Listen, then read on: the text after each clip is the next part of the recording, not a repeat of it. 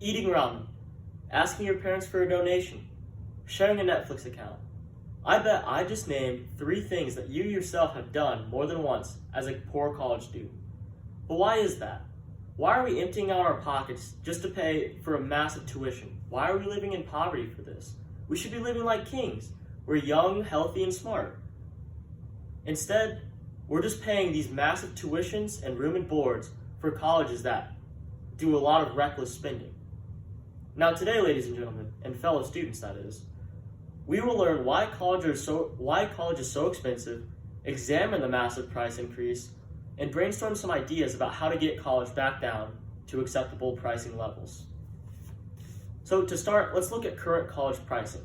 According to a 2020 article, Average Cost of College in America by Justin Song of ValuePenguin.com, it will cost, on average, $25,000 per year to go to a public university in the United States.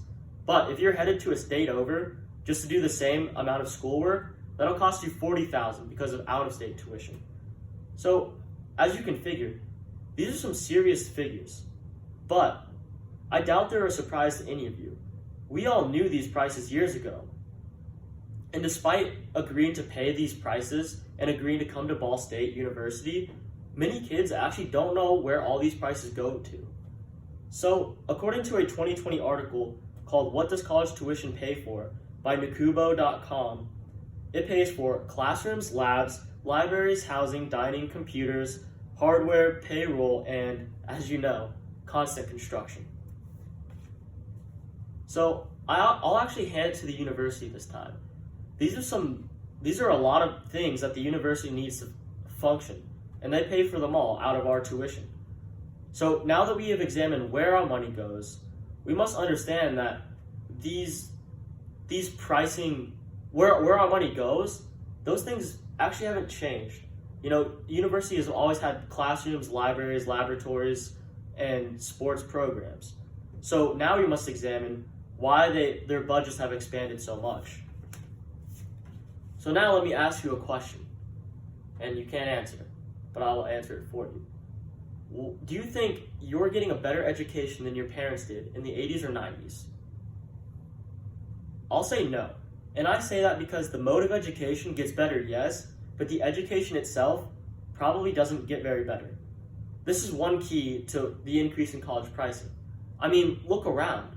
All these buildings and student services, they're bright and shiny and new and very attractive to our young eyes. And bright, shiny, and new big buildings, they come with a big price tag as well. And also, universities like to play some games. And one of their classic capers is that they know that student loans are federally backed, meaning that if you or I default on our student loan, the university is still getting paid by the federal government. So they can jack those prices up as much as they want, according to a 2019 Business Insider article called College is More Expensive by Hillary Hofhauer. So on top of this trickery, there's actually something that's out of our control. And as demand for college increases, the price actually increases as well. This is simple cause and effect. In addition to that, there's so many college grads that the supply is actually getting bigger while the demand is dropping because there's so many that can fill a workforce that isn't as big as the graduate force. So as you can see, there's some massive cost and logistics problems here. So in an effort to save ourselves from this massive debt, I have brainwashed some ideas. However, this is where things get a little bit iffy, for I myself am a college student as well. So the key, in my opinion, is actually driving down the demand for college.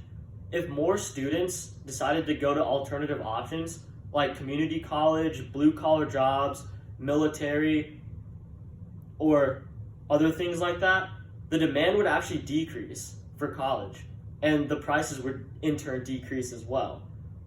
So also, I believe that entrepreneurship and college savings accounts and these blue-collar jobs should be heavily stressed while in high school. So while there is much more that goes into college pricing, I have given you a brief but informative summary of university economics.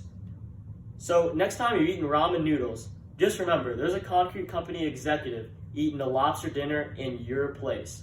All jokes aside, as long as there are those of us who stay informed about these alternative options and know these secrets to university pricing, there is hope that this trend of high prices for universities will one day turn negative.